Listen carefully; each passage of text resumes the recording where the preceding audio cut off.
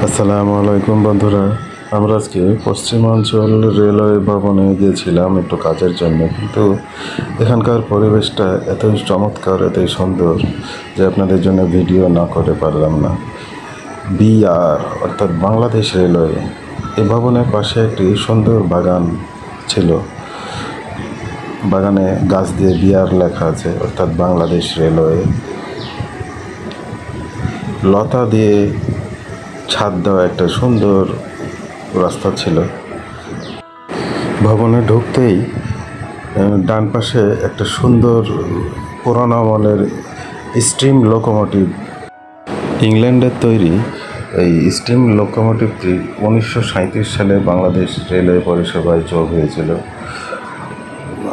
1984 সালে এটি বন্ধ হয়ে যায়। বর্তমানে ইতিহাসের সাক্ষী হয়ে এটি বাংলাদেশের পশ্চিমাঞ্চল রেল ভবনে দাঁড়িয়ে আছে।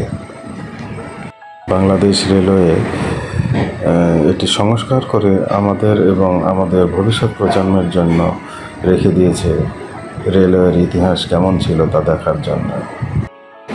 জ্বালানি হিসেবে এই ইঞ্জিনটিতে কয়লা ব্যবহার করা হতো। এটি ইঞ্জিনের পিছনের অংশ, স্ক্রিনে দেখতে পাচ্ছেন।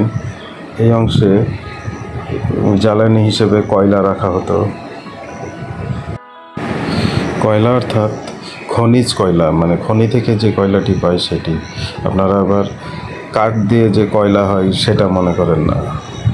বাংলাদেশ রেলওয়ের 30 সিরিজের ব্রডগেজ ইঞ্জিন ছিল এটি। আধুনিকতার ছোঁয়ায় ও ডিজেল লোকোমোটিভ এর আগমনের ফলে 1984 সালের পর থেকে এই ইঞ্জিনটি দাঁড় করিয়ে রাখা হয়েছে বাংলাদেশের ইতিহাসে।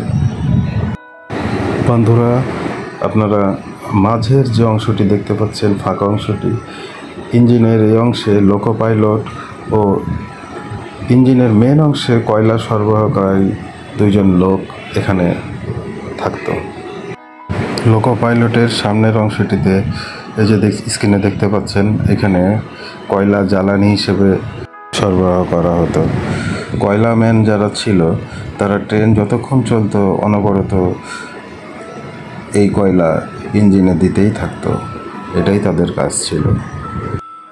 এই ট্রেনের চাকাগুলো এখনকার ডিজেল লোকোমোটিভের চাইতে বেশ অনেক বড়ই ছিল, এবং চাকাগুলো একটি চাকার সঙ্গে আরেকটি চাকা সম্পৃক্ত একটি দণ্ড দ্বারা যুক্ত ছিল। একদম সামনের গোল অংশটি দেখতে পাচ্ছেন, এখানে পানি থাকতো। কয়লার আগুনে এই পানিগুলো অত্যন্ত উত্তপ্ত হতো, যার ফলে বাষ্প তৈরি হতো। এই বাষ্পর মাধ্যমেই এই ট্রেনটি চালিত হতো। ভিডিওর একদম শেষে এই ইঞ্জিনের কোম্পানির লোগোটি দেওয়া আছে, আপনারা দেখবেন। বাংলাদেশ রেলওয়েতে এই ইঞ্জিনটি ইতিহাসের সাক্ষী হয়ে আজও দাঁড়িয়ে আছে।